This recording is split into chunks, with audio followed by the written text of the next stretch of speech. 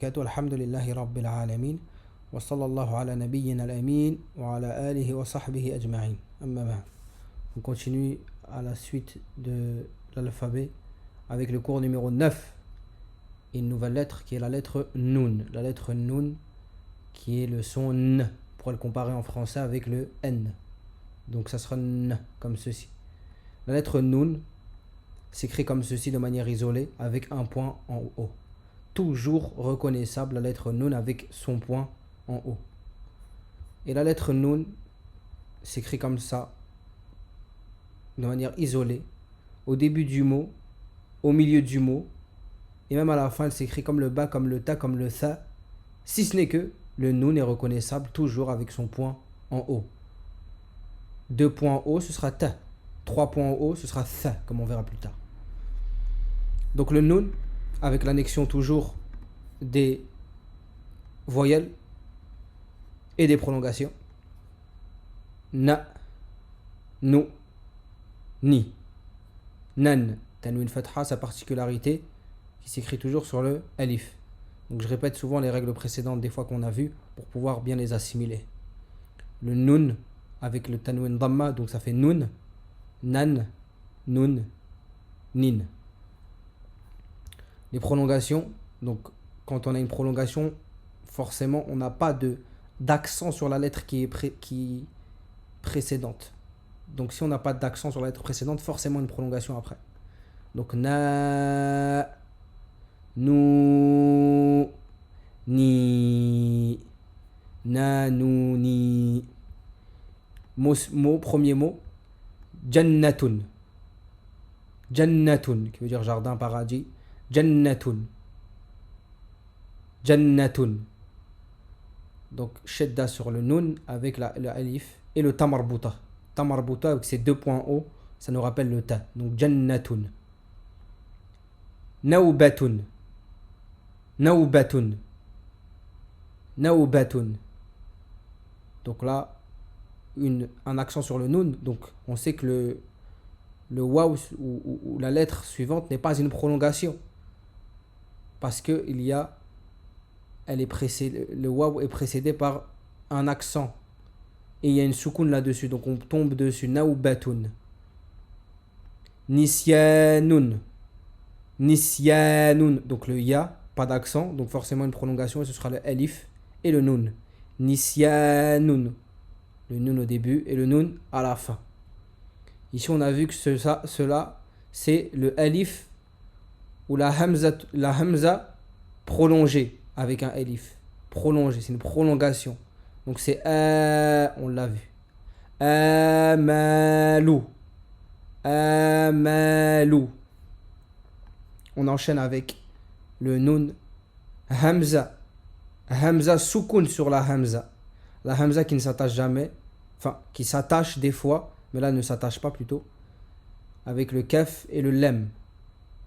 Na'kulu. Donc on fait un blocage, on fait un arrêt sur la hamza lorsqu'elle est annexée à une soukoun. Na'kulul. Na'kulul. Donc hamzatul wasl, on l'a vu, la règle de la hamza de la jonction. On va joindre tout de suite la dernière lettre avec son accent et le lem parce qu'il y a une soukoun là-dessus. Donc on fera une liaison pour faciliter la lecture. Na'kulul. Na'kulul halal. Le lem avec le alif. Le lem avec le alif. On a vu que ça c'était la. Na'kulul halal. Wa natruku. Wa natrukul. Wa natrukul. Hamza muette. Muette, donc la jonction. Natrukul haram. Natrukul haram. Ici, hamza encore. Avec une soukoun, cette fois-ci qui va s'attacher. Jitu. Donc on fait un blocage. Jitu. Le jim avec la kasra. Jitu. Et le ta pour finir. Jitu mina. Mina. Jitu mina. Jitu minal. Jitu minal. Donc on fait la jonction. Pourquoi on a hamzatul wasl mu'et. Jitu minal madina. Jitu minal madinati. Tamarbuta à la fin. Et le ya ici qui est en prolongation du del. Pas d'accent sur le del parce qu'il y a une prolongation juste après. Ji'tu min al-madinati. Yadkhulu, pardon, yadkhulu, yadkhulu, yadkhulu, yadkhulul. On joint encore hamzatul wasl muette, le lem avec la soukoun. Donc forcément on joint les deux mots. Yadkhulul muslimun, yadkhulul muslimun, yadkhulul muslimuna. Jannata. Yadkhulul muslimuna jannata. On insiste. La shadda, l'intensification de la lettre. Fatha au-dessus d'elle. On a vu que les accents s'écrivent, quand il y a une shadda, l'accent s'écrit directement collé, soit au-dessus, soit en dessous de la shadda. Pas au-dessus ou en dessous de la lettre.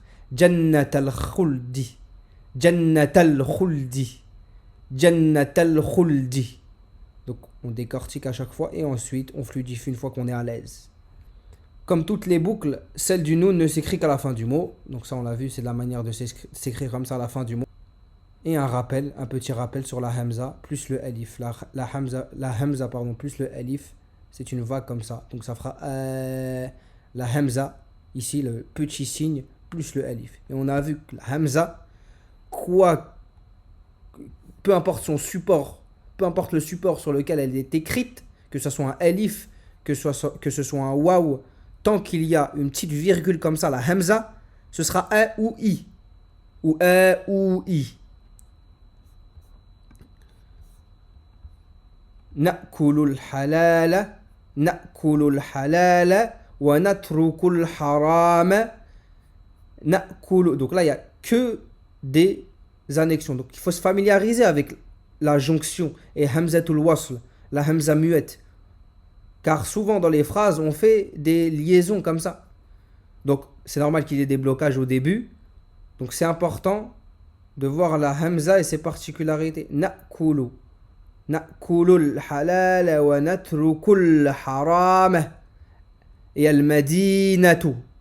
Là, on avait déjà vu que la hamza, il n'y a pas de mot avant, là on a un point, donc c'est une nouvelle phrase. On ne peut pas commencer le mot avec deux soukouns, ce n'est pas possible. Donc on dira al-madinatu, on posera une fatha sur hamzatul wasl, sur la hamza muette. C'est cela la règle. Al-madinatu, lorsqu'on commence une phrase ou un mot avec la hamza muette, on mettra toujours une fatha. Lettre suivante, le ha.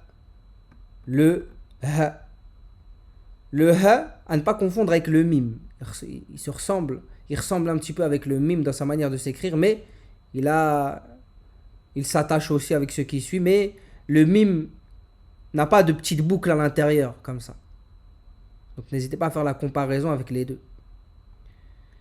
Donc le ha, de manière isolée, s'écrit comme cela. De manière isolée aussi, il peut s'écrire aussi comme cela. Ou à la fin du mot, il pourra s'écrire comme cela lorsqu'il n'est pas attaché avec la lettre précédente. On verra avec des exemples. Au début du mot, il s'écrira comme cela. Au milieu du mot, il s'écrira comme cela. Donc il change. Le ha change quand même pas mal d'apparence en fonction de son positionnement dans le mot. Donc ça, c'est par cœur, c'est à retenir. Et à la fin du mot, comme ceci. Donc le ha, hu, hi, ha. Donc il peut s'écrire aussi comme cela. Hun, hin, han. Voilà, donc il peut s'écrire aussi comme ça en faisant un petit rond. Comme un tamarbuta, quand il est isolé, sans deux points en haut. Donc ce sera ha.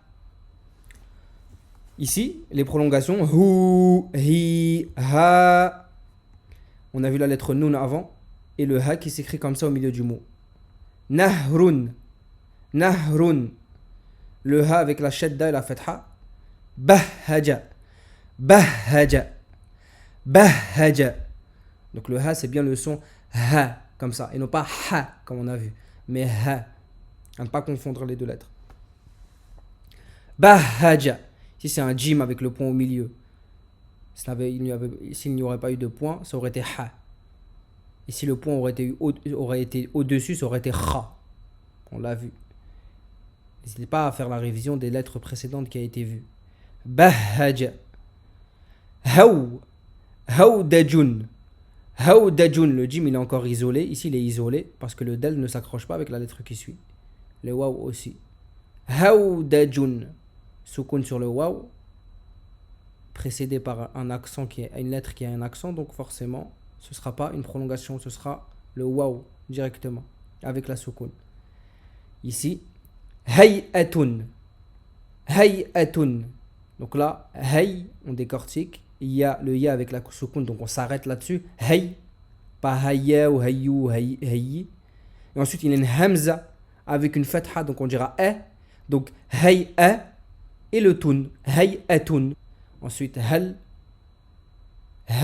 soukoun sur le lam. Ra'aytu, ra'ayta, pardon. Ra'ayta le ra, hamza avec une fatha. Le ya soukoun, ra'aytal. Et là on fait une liaison parce qu'on a une soukoun sur le lam. Et on a hamzatul wasl, la hamza muette. Ra'aytal hudhuda. Ra'aytal hudhuda. Hal ra'aytal hudhuda. Est-ce que tu as vu la huppe? On continue. Tantabihu. Tantabihu. Tan. Donc là on a des lettres qui s'écrivent pareil, mais avec des accents, le nombre d'accents varie, donc ce sera, faut bien faire la différence. Le ta avec les deux points hauts, le nun avec un point en haut. Tan, tantabihu, tantabihu, tantabihu halatu. Pas d'accent sur le ha, donc forcément une prolongation. Halatu. Kana, le kaf avec une alif. Kana. Kana Ibrahimu. Kana, la hamza ici avec la kasra. On reconnaît toujours la hamza avec son petit signe comme ça. Kana Ibrahimu Rasulan. Donc le lam, ici avec un alif et le tanwin fatha, toujours s'écrit sur un alif. Donc lorsqu'on a deux bâtons comme ça, c'est forcément un lam et un alif après. Kana Ibrahimu Rasulan. Et Ibrahim était un messager. Allahu. Allahu. Donc là, hamzatul wasl, la hamza muette. Donc on commence avec une fatha. Parce qu'on ne peut pas commencer le mot. On ne peut pas commencer avec une soukoun ou avec une hamza muette. Deux lettres muettes, on ne peut pas les commencer, ce n'est pas possible. Donc on commence toujours avec une fatha. Donc Allahu, Allahu, Allahu, Rabbi, Rabbi, le ba avec une shedda et ensuite le ya prolongé. Rabbi, Allahu Rabbi. Ouais, ensuite encore la liaison, mais là c'est une hamza muette parce qu'on a un waw avant. Wal islamu, le lam avec un alif, donc prolongation, lamu. Donc lorsqu'on voit un alif et un lam comme ça qui sont attachés, ça peut être perturbant parce qu'on ne sait plus quel est l'alif, quel est le lam. Donc quand on l'attache comme ça, ils viennent s'entremêler, c'est esthétique. Mais le lam ici, lorsqu'il est attaché, c'est le deuxième. C'est pas le premier. C'est le deuxième. Et là, la hamza, elle est positionnée en dessous du alif. Donc c'est un alif ou lam, un alif et un lam. Et ensuite, le alif en vérité, il vient en troisième position. C'est juste qu'il est attaché de manière esthétique. Donc on viendra dire wal. Donc on va plonger comme ça sur le lam. Wal. Pas de fatha, pas de kasra sur le lam. Donc on s'arrêtera juste avec une soukoun. C'est comme s'il y avait une soukoun. On dira wal i. Wal i. Donc s'il y avait eu la hamza au-dessus du alif, ça aurait été wal e ou wal ou. Donc en réalité, on dirait que c'est dans le désordre. C'est pas dans le désordre, c'est esthétique. C'est comme ça qu'on les attache lorsqu'ils sont ensemble. Mais en réalité, le lam vient juste après hamzatul wasl, la hamza muette. Et le alif qui est ici vient en troisième position. C'est pour ça que la hamza vient de s'écrire en dessous le alif, pas en dessous du lam. Donc ce sera wal, ici avec le lam directement, et le i, la hamza et le alif. Wal islamu. Donc voilà pour cette précision. Moudini, dini. Donc pas d'accent parce qu'il y a une prolongation après. Le ya et le ya. Dini. Wa Muhammadun. Wa Muhammadun shadda sur la fatha. Wa Muhammadun nabiyyi. Nabiyyi. Nabiyyi. Donc là c'est un peu technique. On décortique le noun avec le noun qu'on a vu précédemment avec la fatha. Donc na, bi. Le ya avec une shadda. Pas d'accent sur au-dessus ou en dessous de la shadda. Donc forcément une prolongation après. Et c'est le ya encore. Donc ça fera Nabi. Allah est mon Seigneur. L'islam est ma religion. Et Mohammed est mon prophète. Sallallahu alayhi wa sallam. Donc c'est bien de savoir cette phrase en arabe. Ça peut servir pour pouvoir répondre aux questions qui nous seront posées dans la tombe. Donc au milieu, il s'écrit comme cela. On l'a vu ici. On n'a pas vu beaucoup de mots avec comme ça écrit au milieu. On en a vu un, je crois, il est ici, pardon, al-hudhudu, al-hudhuda, ra'ayt al-hudhuda, donc au milieu, le ha s'écrit comme ça. Donc à apprendre aussi. Donc hay'atun, ici, al-hudhud, donc on commence le mot, il y a un point, donc on mettra une fatha sur la hamza muette, al-hudhuda, hilalun, nahrun. Donc le ha ici avec une soukoun. Nahrun. Allahu. Donc voilà pour ces deux lettres. On continuera avec la suite, Inch'Allah, bi'idnillah. Allahu a'lam, subhanakallahumma bihamdik, ashhadu an la ilaha illa ant, astaghfiruka wa atubu ilayk.